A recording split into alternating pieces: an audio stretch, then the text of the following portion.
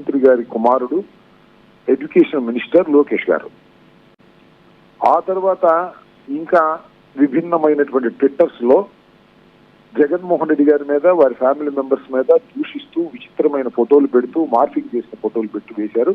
అవన్నీ కూడా రాతపూర్వకంగా వారి కంప్లైంట్ ఇచ్చి వారి దగ్గర నుంచి మళ్ళా రిసిప్ట్ కూడా తీసుకున్నాం. కంప్లైంట్ అందింది అనేటువంటి రిసిప్ట్ కూడా తీసుకొని రావడం జరిగింది. ఎఫ్ఐఆర్ నమోదు చేశారు సార్? పోలీసులు ఎఫ్ఐఆర్ నమోదు చేశారా? చేశారో లేదో మరి నాకు తెలియదు. నేను అక్కడ దాకా ఉన్నాను కదా, ఇచ్చాను, రిసీప్ట్ తీసుకున్నాను, వచ్చాను. డెఫినెట్ గా వాళ్ళు చెయ్యాలి. చేయకపోతే వాళ్ళు చట్టాన్ని తన పని తాను చేసుకొని ఇవ్వటం లేదని అర్థం. కంప్లైంట్ ఇవ్వటమే మన బాధ్యత. ఆ కంప్లైంట్ ఇచ్చిన తర్వాత ఆ కంప్లైంట్ రిజిస్టర్ చేసి ఎంక్వైరీ చేసి దానిలో వాస్తవం ఉంటే యాక్షన్ తీసుకోవాలి. ఎగ్జాక్ట్లీ వాస్తవాలు ఉంటే యాక్షన్ తీసుకోవాలి, లేకపోతే లేదు. దాంతో పాటు ఇప్పుడు స్పీకర్ గా ఉన్నటువంటి అప్పుడు అపోజిషన్ లో ఉన్నటువంటి మన అయ్యన్న పాత్రుడు గారు, ఆయన నా కుటుంబం మీద నా పిల్లల మీద స్వయంగా ఆయనే పెట్టాడు ట్విట్టర్ లో. దాన్ని కూడా నేను కంప్లైంట్ చేశాను. అంతేకాదు బ్రహ్మనాయుడు గారు, మీరు వినాలి, మీ ద్వారా ప్రైమ్ నైట్ ద్వారా ప్రజలు ఎవరైతే చూస్తున్నారో వీక్షకులు వారు కూడా వినాలి. ఈ స్పీకర్ గా ఉన్నటువంటి అయ్యన్న పాత్రుడు గారు బహిరంగంగా ఒక పబ్లిక్ మీటింగ్ లో చెత్త ముఖ్యమంత్రి నా కొడుకు అన్నాడా లేదా చెప్పండి సార్ ప్లీజ్, ప్రజలందరూ అడుగుతా ఉన్నా. ఆయన వాళ్ళ స్పీకరు, ఆయన మీద యాక్షన్ తీసుకోవాల్సిన అవసరం లేదా చెప్పండి ప్లీజ్.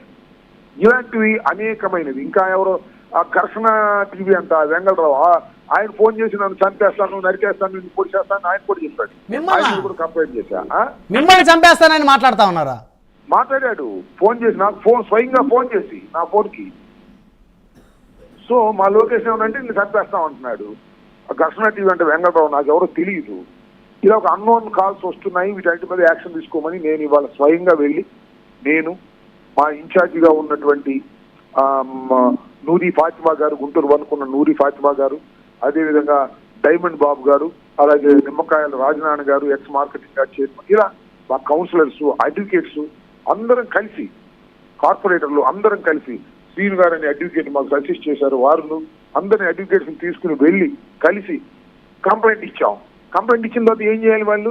ప్రొసీజర్ దాన్ని రిజిస్టర్ చేయాలి. వాస్తవాలు ఉన్నాయా లేవా అనేది ఎంక్వైరీ చేయాలి. దాన్ని బట్టి ఎఫ్ఐఆర్ కట్టాలి. తర్వాత చట్ట ప్రకారం అందరికీ ఒకే రకమైనటువంటి శిక్షలు అమలు చేయాలి. ఎందుకంటే చంద్రబాబు నాయుడు గారు చెప్పారు కాబట్టి, ఏ పార్టీ తప్పు చేసినా తప్పే అని. చంద్రబాబు నాయుడు గారు మీడియాలో చెప్పారు.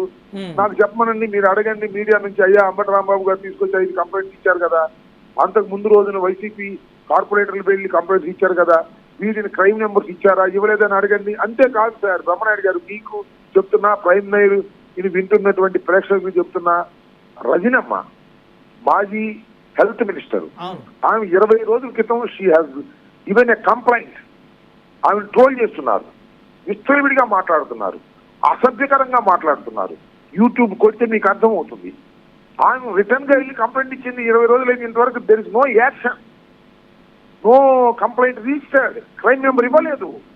ఇదే నా చట్టం, ఇదే నా ధర్మం, ఇదే నా పోలీసులు చేసే పని, ఇదే నా చంద్రబాబు నాయుడు గారు మీడియాలో అద్భుతంగా చెప్తున్నాడు ఎవరి మీద యాక్షన్ తీసుకుంటామని. ఎందుకు తీసుకోలేదని అడుగుతా ఉన్నా.